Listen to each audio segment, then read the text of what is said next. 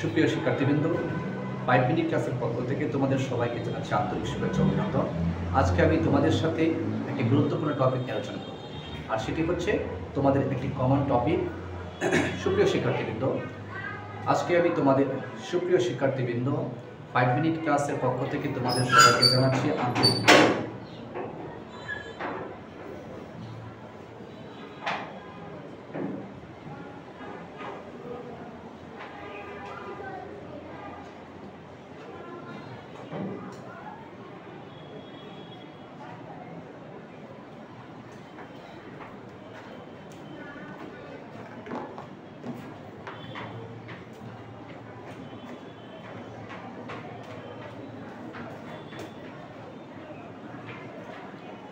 সুপ্রিয় শিক্ষার্থীবৃন্দ, 5 মিনিট ক্লাসের পক্ষ থেকে তোমাদের সবাইকে জানাচ্ছি আন্তরিক শুভেচ্ছা ও মোবারকবাদ।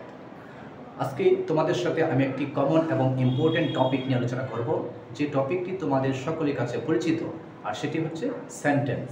আজকে আমরা জানব সেন্টেন্স কি এবং কিভাবে আমরা সেন্টেন্স খুব দ্রুততার সাথে সেগুলো আইডেন্টিফাই করতে পারি। তো চলো আর দেরি না করে আমাদের মূল টপিকে চলে যাই। আমরা জানি সেন্টেন্স এই কথাটা অর্থ হচ্ছে বাক্য, কিন্তু আমরা বুঝি না এই বাক্যটার সঙ্গে আমরা কীভাবে দিতে পারি বা কীভাবে দিলে সহজ হয়, কীভাবে আমরা প্র্যাকটিক্যালি এটা মনে রাখতে পারি। তো এই বিষয়ে যদি আমি বলি, তাহলে সেন্টেন্স বলতে বোঝায় a group of word that give a complete sense. অর্থাৎ সেন্টেন্স হচ্ছে কিছু শব্দ সমষ্টি যেটা একটা পরিপূর্ণ অর্থ প্রদান করে। তাহলে আমরা বুঝলাম যে বাক্য বলতে বোঝায় বা সেন্টেন্স বলতে বোঝায় শব্দ সমষ্টি, তাকে আমরা বাক্য বলতে পারি। কিন্তু মনে রাখতে হবে, শুধু শব্দ সমষ্টি হলেই বাক্য হয় না, কারণ যদি অর্থ প্রকাশ না করে তাহলে সেই শব্দ সমষ্টি হওয়া সত্ত্বেও বাক্য হবে না। তাহলে আমরা বলতে পারি যে সেন্টেন্স বলতে বোঝায় কয়েকটি ওয়ার্ড যখন পাশাপাশি বসে এবং সেটা দিয়ে একটা কমপ্লিট মিনিং প্রকাশ পায়, তাহলে আমরা সেটাকে সেন্টেন্স বলতে পারি। যেমন আমি তোমাদেরকে একটি এক্সাম্পলের মাধ্যমে সেটা বুঝিয়ে দিচ্ছি। আমি এখানে প্রথমে লিখেছি ইজ এ গ্লোবাল প্রবলেম। দেখো এখানে কয়েকটি ওয়ার্ড রয়েছে এবং সেই ওয়ার্ডগুলো পাশাপাশি বসেছে, কিন্তু তা সত্ত্বেও এটা বাক্য নয়, কারণ ইজ এ গ্লোবাল প্রবলেম এই কথাটা দিয়ে আমার মনের ভাব প্রকাশ পাচ্ছে না, তাই এটা বাক্য নয়, যদিও এখানে কি কয়েকটি ওয়ার্ড পাশাপাশি বসেছে। তাহলে আমি যদি এই বাক্যটাকে একটা পরিপূর্ণ বাক্য রূপান্তর করতে চাই, বা এই যে শব্দগুলো বসেছে এই শব্দগুলোকে যদি আমি একটি বাক্যে রূপান্তর করতে চাই, তাহলে আমি যদি এখানে লিখি যে আমি লিখলাম করাপশন, দুর্নীতি, যেটা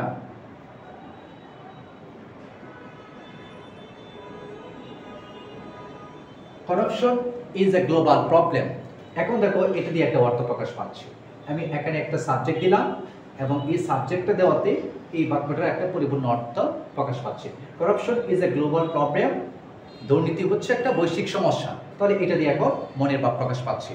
আর আগে যখন বাক্যটা ছিল কয়েকটি ওয়ার্ড একসাথে ছিল, ইজ এ গ্লোবাল প্রবলেম, সেটা দিয়ে মনের ভাব প্রকাশ পেত না। আবার দেখো দ্বিতীয় বাক্যটা আমি লিখেছি the people of our country. The people of our country, আমাদের দেশের মানুষ। আমাদের দেশের মানুষ, শুধু এতটুকু যদি আমি বলি, তাহলে আমার এই কয়েকটা ওয়ার্ড পাশাপাশি বসা সত্ত্বেও এটা দিয়ে মনের ভাব বা একটা পরিপূর্ণ অর্থ প্রকাশ পায় না। সেক্ষেত্রে আমরা কী করতে পারি, আমরা বুঝতে পারছি যে এখানে একটা কিছু অভাব রয়েছে। তাহলে আমরা যদি বাক্যটাকে এভাবে লিখি, the people of our country are friendly. The people of our country are friendly.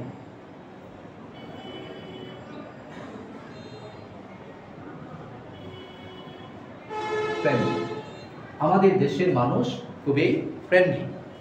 তাহলে এখন এই বাক্যটা দিয়ে একটা অর্থ প্রকাশ পাচ্ছে। তাহলে দেখো এখানে ওয়ার্ডগুলো পাশাপাশি বসেছে এবং একটি অর্থ প্রকাশ করছে, আর এই জন্যই এটি বাক্য। আর যদি আমি এই অংশটা না দিতাম তাহলে কি বাক্যটা হতো না। তাই আমরা বলতে পারি যে পাশাপাশি বসে কয়েকটি ওয়ার্ড যখন মনের ভাব প্রকাশ করে, তখন তাকে আমরা সেন্টেন্স বলতে পারি। এবার আমি যাচ্ছি সেন্টেন্স কত প্রকার এবং কি কি, এবং সেটা আমরা খুব সহজে কীভাবে আইডেন্টিফাই করতে পারি। দেখো আমরা শিখেছি সেন্টেন্স মূলত অ্যাকর্ডিং টু মিনিং সেন্টেন্স হচ্ছে 5 প্রকার, আবার অ্যাকর্ডিং টু স্ট্রাকচার সেন্টেন্স হচ্ছে 3 প্রকার। অ্যাকর্ডিং টু মিনিংটা আমরা প্রথম শিখব, যেখানে রয়েছে declarative sentence, interrogative sentence, imperative sentence, exclamatory sentence এবং operative sentence. On the other hand, according to structure যেটা সেখানে হচ্ছে সিম্পল সেন্টেন্স, কম্পাউন্ড সেন্টেন্স এবং কমপ্লেক্স সেন্টেন্স। তো প্রথমে আমরা প্রথম ধাপ থেকে শিখব এবং এই ধাপে প্রথম যে সেন্টেন্সটি রয়েছে অ্যাসার্টিভ সেন্টেন্স সেটা আমরা শিখব। আমি দেখো এখানে দুইটা যে বাক্য লিখলাম, এই দুইটা বাক্য হচ্ছে অ্যাসার্টিভ সেন্টেন্সে। আচ্ছা, তাহলে আমি এই দুইটা বাক্য হচ্ছে অ্যাসার্টিভ সেন্টেন্সের আমি সেটা কীভাবে আইডেন্টিফাই করলাম? এটা আইডেন্টিফাই করার পেছনে আমার সহজ যে উপায় সেটা হচ্ছে কি, যে এই দুইটা বাক্যই মধ্যে একটা সাবজেক্ট রয়েছে, অর্থাৎ দুইটা পার্ট রয়েছে, একটা সাবজেক্ট এবং একটা প্রেডিকেট। দেখো এই যে প্রথম বাক্যটা লিখলাম, এই বাক্যটার মধ্যে দুইটা অংশ রয়েছে, একটা হচ্ছে এই কারাপশন একটা অংশ, আর দ্বিতীয় অংশটা হচ্ছে ইজ এ গ্লোবাল প্রবলেম। আমরা যেটা প্রথমে লিখেছিলাম যে এটা বাক্য হয়নি, কিন্তু সাবজেক্ট দেওয়ার পর বাক্যটা হয়ে গেছে। এখন দেখো এই যে কারাপশন শব্দটা আছে, এই দুইটা পার্টের মধ্যে প্রথম পার্টটা হচ্ছে কারাপশন, আর এটাকে আমরা বলতে পারি সাবজেক্ট, আর এটা হচ্ছে সাবজেক্ট। অন্যদিকে ইজ এ গ্লোবাল প্রবলেম এটা হচ্ছে প্রিডিকেট, কারণ আমরা জানি একটা বাক্যের বা একটা অ্যাসার্টিভ বাক্যের দুইটা অংশ থাকে, সেক্ষেত্রে এই অংশটা হচ্ছে প্রিডিকেট। আবার দেখো এই বাক্যটার ক্ষেত্রে the people of our country এখানে একটা অংশ, আর ফ্রেন্ডলি এটা হচ্ছে আরেকটা অংশ। তো এই দুইটা অংশের মধ্যে ভার্বের আগে যে অংশটা থাকে সেটা হচ্ছে সাবজেক্ট, এখানে ভার্ব হচ্ছে are the people of our country এটা হচ্ছে সাবজেক্ট, আর ফ্রেন্ডলি এটা হচ্ছে প্রিডিকেট।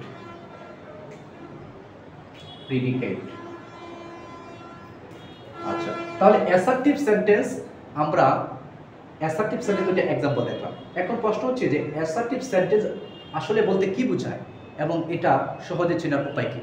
দেখো অ্যাসার্টিভ সেন্টেন্স বলতে বোঝায় বা ডিক্লারেটিভ সেন্টেন্স বলতে বোঝায় যে সেন্টেন্স দিয়ে কোনো বিবৃতি প্রদান করা হয়, সেটা হতে পারে হাবোধক বা নাবোধক। আবার এমন কিছু তত্ত্ব বা ফ্যাক্ট অথবা ইউনিভার্সাল ট্রুথ প্রকাশ পায়, এটাও অ্যাসার্টিভ সেন্টেন্স। অথবা আমরা যা স্বীকার করি সেটা হচ্ছে অ্যাসার্টিভ সেন্টেন্স। যেমন আমি এখানে লিখলাম corruption is a global problem, এটা দিয়ে আমার একটা তত্ত্ব প্রকাশ পাচ্ছে, একটা বিবৃতি প্রকাশ পাচ্ছে। The people of our country are friendly এটা দিয়েও আমার একটা ফ্যাক্ট বা একটা তত্ত্ব প্রকাশ পাচ্ছে। তাই এই দুইটা সেন্টেন্স হচ্ছে অ্যাসার্টিভ সেন্টেন্স। আবার দেখো এই দুইটা বাক্যের শেষে কি রয়েছে, এখানে একটা পাঞ্চুয়েশন মার্ক রয়েছে, যেটা হচ্ছে কি ফুল স্টপ। অ্যাসার্টিভ সেন্টেন্সের শেষে ফুল স্টপ থাকবে।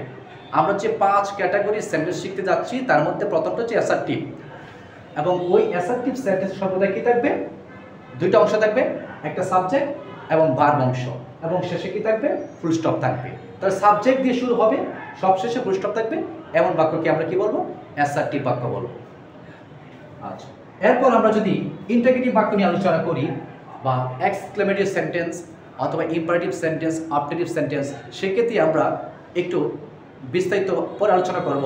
জাস্ট আমরা শিখব কীভাবে প্রতীক দেখে আমরা কীভাবে চিনতে পারি বা মার্ক দেখে কীভাবে বুঝতে পারি কোনটা কোন ধরনের সেন্টেন্স। আমরা প্রথমে শিখলাম যে অ্যাসার্টিভ সেন্টেন্সের শেষে কী বসে, ফুল স্টপ বসে। অনুরূপভাবে তোমার ইম্পারেটিভ সেন্টেন্স এবং অবজেক্টিভ সেন্টেন্সের শেষে কি বসবে, ফুল স্টপ বসবে। অর্থাৎ তিনটা সেন্টেন্সের শেষে ফুল স্টপ বসে, অ্যাসার্টিভ, ইম্পারেটিভ এবং objective.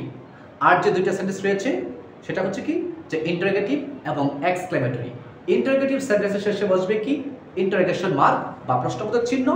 On the other hand exclamative সেন্টেন্সের শেষে বসবে এক্সক্লেমেশন মার্ক বা আশ্চর্যবোধক চিহ্ন। তাহলে আমরা শিখে নিলাম যে 3 ধরনের সেন্টেন্সের শেষে কি বসে, ফুল স্টপ বসে। তার মধ্যে প্রথমটা হচ্ছে অ্যাসার্টিভ, এবং তারপরে হচ্ছে কি ইম্পারেটিভ, তারপরে অবজেক্টিভ। ইম্পারেটিভ সেন্টেন্সের শেষে ফুল স্টপ বসে এবং সেটা শুরুটা কীভাবে হয় সেটা দেখো।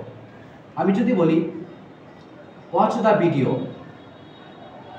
Watch the video, watch the video. দেখো এই বাক্যটা শেষে ফুল স্টপ দিলাম এবং এই বাক্যটা একটা মেইন ভার্ব দিয়ে শুরু হয়েছে, ভার্বের প্রেজেন্ট ফর্ম দিয়ে শুরু হয়েছে, আর এটা দিয়ে একটা কমান্ড প্রকাশ পাচ্ছে, একটা আদেশ প্রকাশ পাচ্ছে। ওয়াচ দ্য ভিডিও, ভিডিওটি দেখো। তাহলে ইম্পারেটিভ সেন্টেন্স হচ্ছে তোমার ভার্ব দিয়ে শুরু হবে অথবা ডো নট প্লাস ভার্ব দিয়ে শুরু হবে, যেটা দিয়ে আদেশ, উপদেশ অথবা রিকোয়েস্ট বোঝাবে। আবার অবজেক্টিভ সেন্টেন্সের ক্ষেত্রে আমরা দেখতে পাবো, দেখলাম যে may you be happy, may you be happy, এই বাক্যটা হচ্ছে একটা অবজেক্টিভ সেন্টেন্স এবং এটা শেষে ফুল স্টপ বসবে। আর এই বাক্যটা দিয়ে তোমার একটা প্রার্থনা প্রকাশ পাচ্ছে, মে ইউ বি হ্যাপি, তুমি সুখী হও, এটা দিয়ে প্রার্থনা প্রকাশ পাচ্ছে। তাই এটা হচ্ছে একটা ইম্পারেটিভ সেন্টেন্স। আবার দেখো এই ইম্পারেটিভ সেন্টেন্স শেষে কি বসেছে, এটা হচ্ছে একটা অবজেক্টিভ সেন্টেন্স, আর এই অবজেক্টিভ সেন্টেন্সের শেষে কি বসেছে, একটা ফুল স্টপ বসেছে। সুতরাং আমরা শিখলাম যে অ্যাসার্টিভ সেন্টেন্সের শেষে পুরুষ বসে এবং ইম্পারেটিভ সেন্টেন্সের শেষে পুরুষ বসে এবং অপটেটিভ সেন্টেন্সের শেষে পুরুষ বসে। তো আজকে আশা করি তোমরা এই ভিডিও থেকে উপকৃত হয়েছো এবং এখান থেকে কিছু শিখতে পেরেছো এবং আমি পরবর্তী ভিডিও তোমাদের সাথে বিস্তারিত আলোচনা করব।